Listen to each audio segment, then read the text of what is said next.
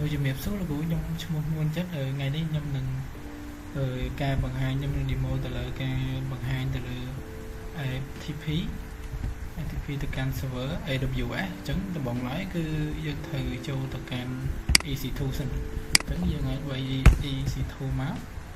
យើងចូលនេះហើយ EC2 យើងចំណាំដូចថាយើងត្រូវយកអា A នេះអាចចំណុចកន្លែងនេះគឺយើងយកអាហ្នឹងដើម្បីឲ្យវា VC Talk ជាទូទៅទាំងអស់នេះមានតែនេះមួយដែល VC Talk អញ្ចឹងនៅពេលដែលយើងចូលដល់ចំណុចហ្នឹងហើយយើងទៅបង្កើតនៅ security group មួយអញ្ចឹង security group នេះខ្ញុំនឹង create ទៅលើ security group នេះខ្ញុំដាក់ឈ្មោះ open security ចឹងសម្រាប់អានេះ description អានេះយើងដាក់ learning មកយើងដាក់ learning ចាស់អូខេអញ្ចឹងនៅពេលដែលយើងបង្កើតហើយចុច create role នេះយើងចុច create ណានៅពេលដែលយើង create ហើយយើងទៅកាន់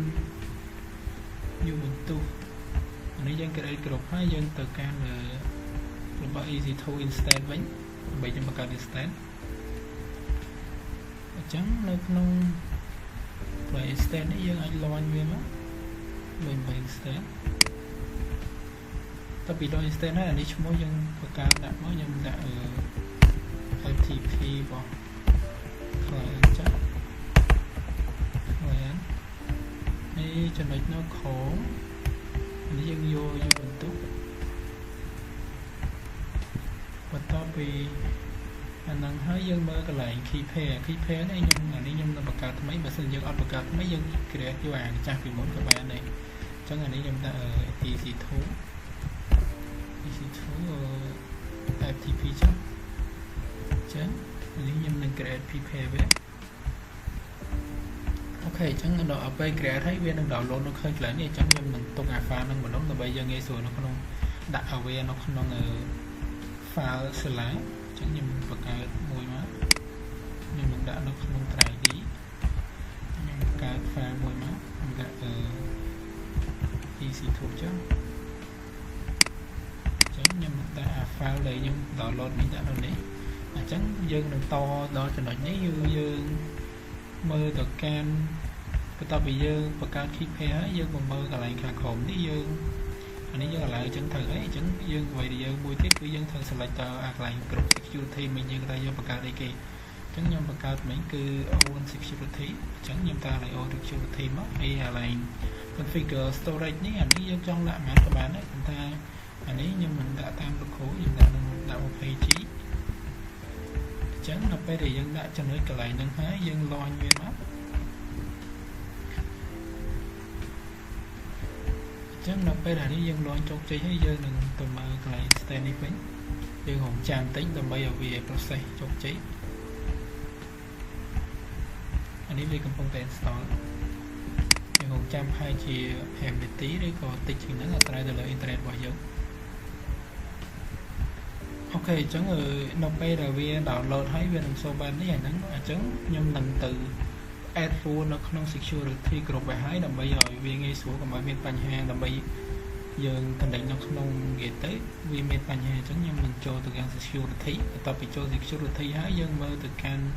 group security ឈ្មោះដែលយើងបង្កើតអញ្ចឹងខ្ញុំនឹងចុចទៅលើវាមួយមក double click ថងចំណុចនេះយើងចុចកន្លែង edit inbound rule បន្ទាប់ពី inbound rule ហើយយើងចុច add ហើយថងចំណុចនេះខ្ញុំយកទៅកាន់ TCP ហើយកន្លែងនេះខ្ញុំយក 0.0 នេះយើងអាចដាក់ description មកយើងអាចដាក់ learning អូខេ learning អូខេអញ្ចឹងនៅពេលដែលយើងដាក់ហើយយើង save វាមួយមកបន្ទាប់ពី save ហើយយើងនឹងចូលទៅកាន់ inbound យើងត្រឡប់ទៅកាន់ inbound យើងវិញយើងនឹងចូលទៅកាន់កន្លែង instance ដែលយើងបានបង្កើតអញ្ចឹងយើងបង្កើតនេះហើយយើងនឹង connect វាអូខេ connect ហើយយើងនឹងមើលរងចំណុចនេះយើងនឹងអានេះកន្លែង IP address នេះខ្ញុំនឹង copy វាទុកម្ដងសិនដើម្បីយើងងាយស្រួលកន្លែង copy file ខោអញ្ចឹងខ្ញុំចូលទៅកាន់កន្លែង note នេះ note ទុកវាម្ដងវាមកតបមកខ្ញុំនឹងចូលទៅកាន់ PCP server តបមកយើងនឹង connect វាទៅកាន់ gate អញ្ចឹងខ្ញុំនឹងត្រឡប់ទៅចូលកន្លែងនេះវិញខ្ញុំបើក gate មកឲ្យ gate base here នេះអញ្ចឹងឲ្យ gate base here នេះខ្ញុំនឹង copy ទៅលើកន្លែង code នេះគឺ400ដើម្បីយើង connect ទៅកាន់ Ubuntu server អូខេវាស្គាល់ខ្ញុំនឹងឆាអញ្ចឹងតបមកយើង connect ទៅកាន់កន្លែងនេះមកផាសវាមក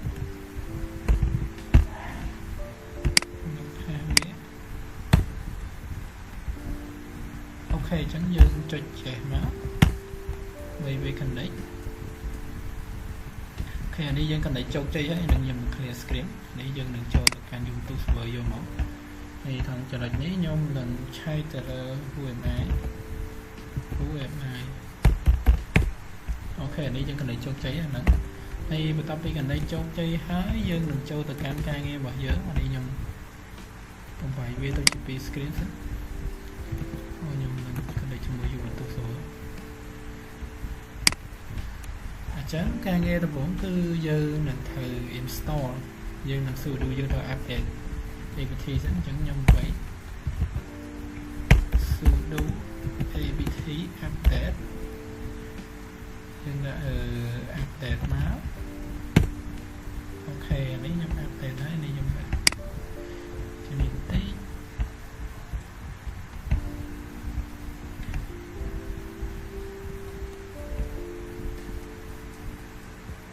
នេះយើងរងចាំពេលបន្តិចមកលើអ៊ីនធឺណិតផ្សាយលើអ៊ីនធឺណិតអញ្ចឹង update ហើយបន្ទាប់ពី update ហើយខ្ញុំនឹង upgrade វាមកតង់ទៀតអញ្ចឹងខ្ញុំនឹងវា sudo apt upgrade អញ្ចឹងខ្ញុំ upgrade វាមកតង់ទៀតនេះយើងទៅចេះមកអូខេយើងរងចាំវាបន្តិចមកវាពុំដំណើរការនេះ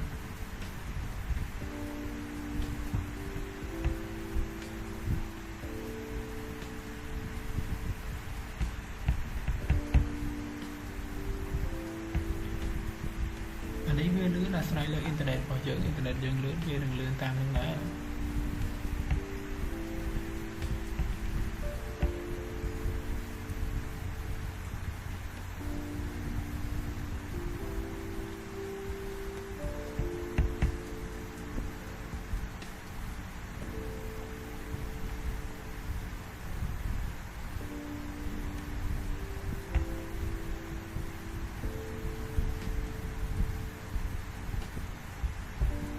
អូខេអានេះវា comment វា upgrade ចប់ហើយអញ្ចឹងខ្ញុំ clear screen មួយសិនបន្ទាប់ពី upgrade ហ្នឹងហើយយើងចូលទៅកាន់ចំណុចនេះគឺយើងនឹង install ទៅលើ VSFTP PD អញ្ចឹងខ្ញុំនឹងខ្ញុំ copy comment នេះយកមកទៅអញ្ចឹងយើងចូលមកផាសនេះមកយើងវាយមកវា sudo apt install VSFTPហើយយើងដាក់ដកវាយមួយមកដើម្បីឲ្យវា download ទៅកុំឲ្យវាសួរច្រើនដងអានេះខ្ញុំដាក់ហើយជាដកវាយខុសចឹងមួយសិនមក sudo apt install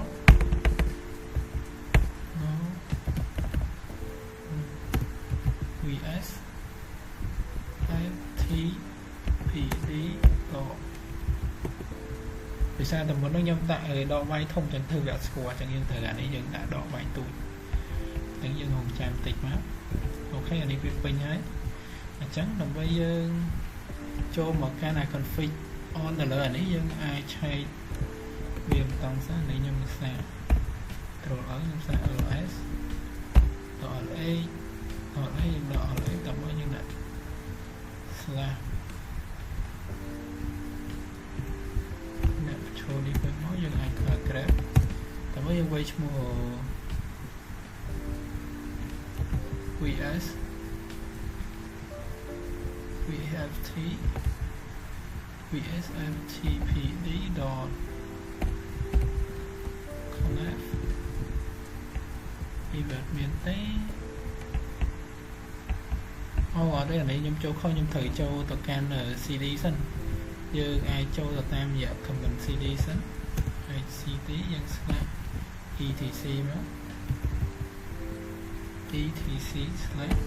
đi dân châu tập can ETC tầm mất bình dân người ai chạy tại lại file nó sân tại dân bên là dân ai về lại đồ ảnh e máu dân nè mùi máu như này grab mùi máu dân thì cái ở VS FTPD tập máu dân đã đọt con này mất ok chẳng hạn đi dân khơi nhé sẽ đáy dân bên này nó bị cho pha nâng hái dân đừng cho tờ can mua chết cư dân bài cả phá tá là chẳng bài cả phá cư dân phải kỳ chẳng bài cả phá dân ai su đú chẳng như bài cả phá dân anh quay cho mình su đú dân thờ là CP và tập nó dân đã đọt ơi lộn là VM VS FTPD dot connect tập nó như là VS FTPD dot connect thấy tôi thì dân đã cư dân đã bạn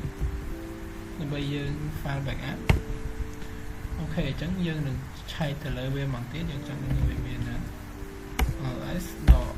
lx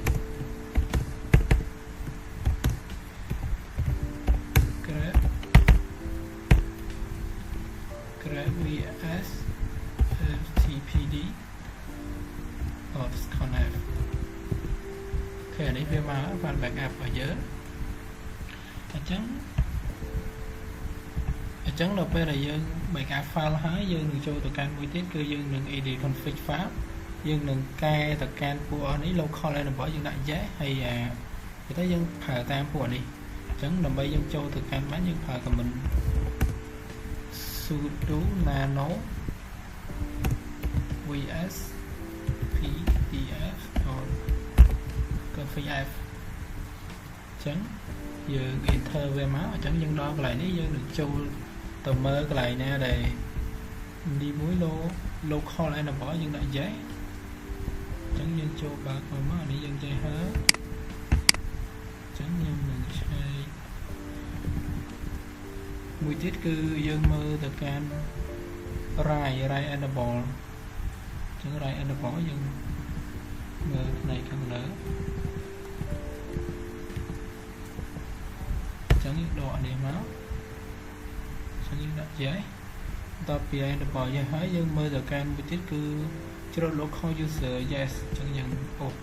cho giải arrow key chân ốp cho nhà cho khổng nhưng cho khổ mà hòa về máu chẳng dân hai chị nấu càng khổng tí nè mùi cái cho local chẳng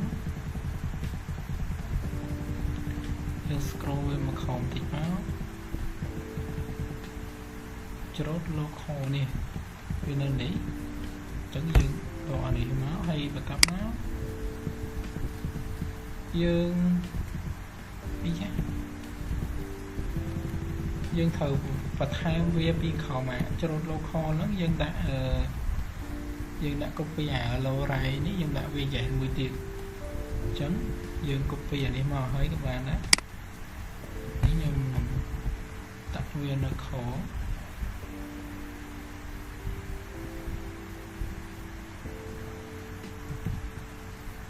giá em cho này xem tầm giờ enter tầm mà dùng hai này cho nó số về tầm nã mình đây nữa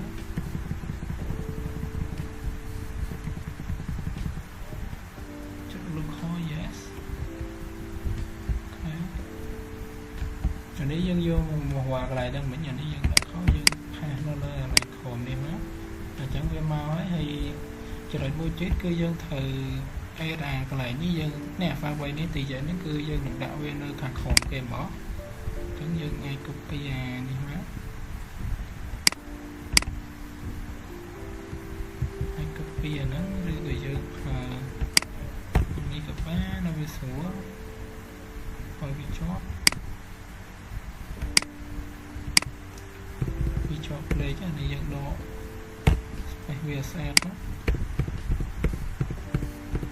យើងអាច copy វា copy ហើយយើង scroll ទៅមើលខាងក្រោមអានេះវិញយើងដាក់នៅផ្នែកខាងក្រោមគេបងអូខេចាំមកយើងផាសវាចូលមកតទៅផាសហើយអានេះយើងសេរីវាស្អាតណា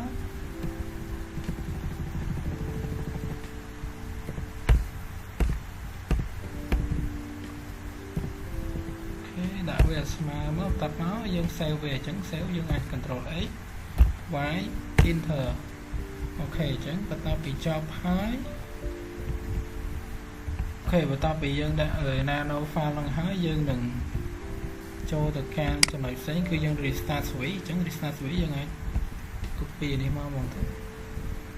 យើង restart switch ហើយតមកយើងនឹងឆេះ setter វាអញ្ចឹងនេះយើង copy វាមកខ្ញុំផាស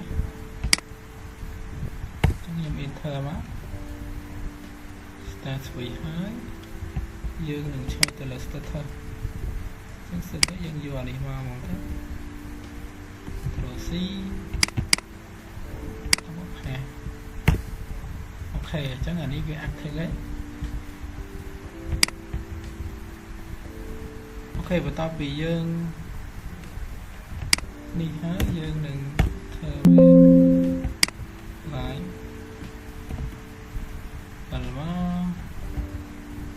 change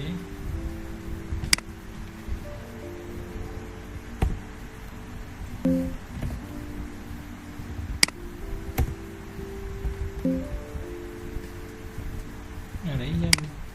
អញ្ចឹងដល់ពេលយើងចង់ចេញវាយើងអាចធ្វើview មក view ទៅវាចេញអានេះវិញអញ្ចឹងអានេះយើងបញ្ចប់ហើយយើងនឹងចូលទៅកាន់ដាក់ file យើងនឹងចង់ដឹងថាវាត្រូវការយើងនឹងចូលទៅកាន់ Filezilla អញ្ចឹងខ្ញុំនឹងបើកទៅលើ Filezilla មកអានេះ Filezilla ខ្ញុំ download ហើយអញ្ចឹងនៅថងចំណុចនេះយើងនឹងដាក់ទៅលើខ្ញុំចុច shift ម្ដេចមកនេះខ្ញុំអាចកើតថ្មីមួយមកខ្ញុំអាចដាក់FTP នេះខ្ញុំអាចដាក់ client មកទៅclient client នេះអានេះយើងអាចយកទៅលើ SSH ក្នុង SSH hostname នេះអាហ្នឹងយើងដាក់ទៅលើជុំនេះហ្នឹងយើងដាក់អាឡៃនេះយើងវិញអាកន្លែងនេះយើង save ប៉ុណ្ណឹងគឺនេះអា ID របស់ address អញ្ចឹងខ្ញុំដាក់អានេះ SSH មក local នេះយើងយក key message ហើយអានេះវា normal error key អានេះ port យើងមិនបាច់ប៉ះក៏បានដែរអានេះយើងដាក់យើងអាចយកយើងប្រើទៅបើកអា file ដែលយើង save មុនហ្នឹងខ្ញុំដាក់នៅក្នុង Windows ខ្ញុំដាក់ 3D នៅក្នុង EC2 នេះអានេះខ្ញុំបង្កើតអានេះយើងអាចឲ្យ file មកវាមានឈ្មោះថា P អូខេអញ្ចឹងយើងបើកអា file នេះមកយើងបើកអានេះហើយនៃ user នេះ port ដូចជាអត់អីទេអូខេអាកន្លែងមិញយើងចូលទៅកាន់ FT នេះអញ្ចឹងអាកន្លែង user នេះយើងឲ្យដាក់ U បន្ទុកយើងដាក់ U បន្ទុកមកហើយយើងសាកអូខេវាសិនអូខេយើងដាក់ save password មកហើយយើងនឹងចូលទៅកាន់អា file នោះមកទៀត license manager ហ្នឹងខ្ញុំនឹងសាក់តែ connect ទៅវាដែរអូខេនេះយើងដាក់ឡើងអូខេ Ubuntu server អានេះវាដើរហើយអានេះដល់អូខេអានេះវាដើរទៅ Ubuntu អញ្ចឹងខ្ញុំនឹងបង្កើតទៅលើ create download អញ្ចឹងដល់ពេលដែលយើងបង្កើតហើយខ្ញុំនឹងបង្កើត file directory វាមួយក្នុងនេះយើងដាក់អានេះមកយើងលុបអានេះចោលខ្ញុំនឹងដាក់ឈ្មោះវាគឺ FTP client តើមកយើងអូខេមកអានេះយើងកើត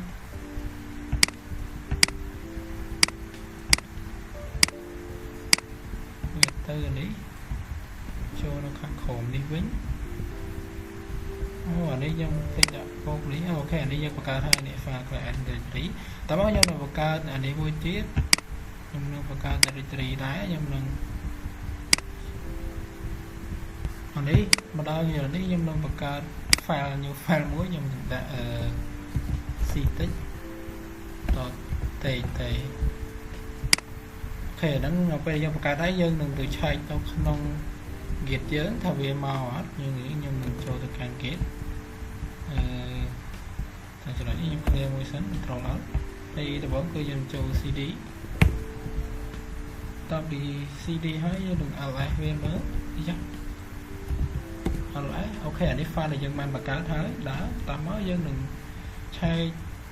មួយទៀតគឺ CD FTP client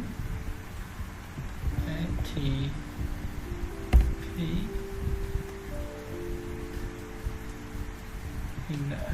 client đó chứ client snap cho client hết dùng được LFVM mới